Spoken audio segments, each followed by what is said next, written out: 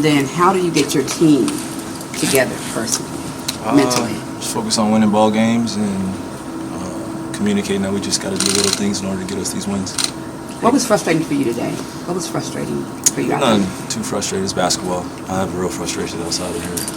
This is an outlet. It's a healthy outlet. But when we get a chance to compete at the high level and get together, and I mean, we put in a lot of work. So every time we step out there, we want to make sure that we're putting our best foot forward and locking into our game plan and not settling for anything less than greatness. Hey, Kai, Jason said that you and Luka have faced the world, faced all the different challenges in this game, but for a lot of guys in this team, this is a new challenge. How do you impart what it takes to get through a tough stretch late in the season like this? Just by sharing your wisdom of the experiences that you've had in the past, and then also affirming them that we're going to be okay. That's for everybody that's watching at home. We're going to be okay.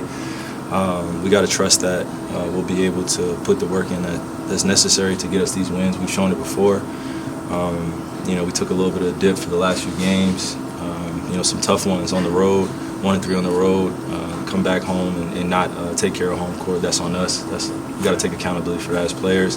Got to bring the energy and no more excuses. We got 20 some odd games left. We know the positioning that we're in right now. We know what happened last year where we didn't make it. We know how that feels to fail miserably.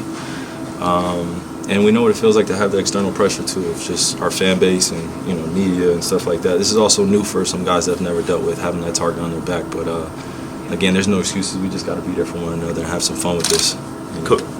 Sorry. Coach was pretty candid too that he's not really thrilled with what the communication was today. DJ said, sometimes we have to be able to have hard conversations. What are you seeing, and how do you kind of lock that into gear? Obviously, a couple of new guys post-trade deadline. You're trying to work it all in together, right? Yeah, we're definitely trying to speed up time right now to get a great feel on what roles are, who's playing, who's not. And again, I mentioned this maybe like a few days ago, but the true testament of a great team is how well they adjust the roles, and you don't allow your emotions to get the best of you because you want to be out there. There's so many little incremental moments in the game where we all could be better. It starts with me, and all and down the line. We just have to have that fluidity of communication and understand that we're not out of any game. We have one of the most powerful offenses in the world. With not just me and Luka, but the pieces that we have on this team, and we just got to trust that and believe that. So that's where I am. Not holding my head down or anything like that. I've been in this part of the season before. I know what it's like, and now it's my time to kind of step up more as a leader and help the guys when necessary. What impresses you about Tyrese Maxey? I know he looked up to you growing up. He had a nice game today. What impresses you about his game? He's just steady.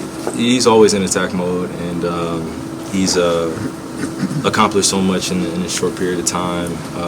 Especially the way that things were going last year. Me being in the Eastern Conference, going against him about 3-4 times, I got a good feel of him, and just his talent. I got a good feel of his talent and how much he wants to get better, and I'm appreciative of guys like Tyrese looking up to me. It means that the wisdom is carrying on, the next generation is carrying on, and I'm excited to see his development in the future. He's a good young brother of mine. Obviously, a different situation this year than last year at this time. What are you learning about Luka in these pressure moments? And obviously, he's having an MVP caliber season, but frustration today, understandably so. What are you learning about his game and what he's like in these situations? What do you mean learn about his game?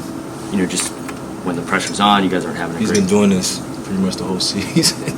So it's nothing like, I know it's probably, the games mean a little bit more, but he's just staying consistent.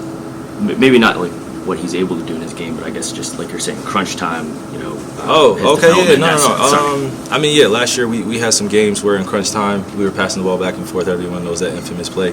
But I think this year we've been able to win some tough games on the road and also at home. And just develop that trust. That's what's needed at this point.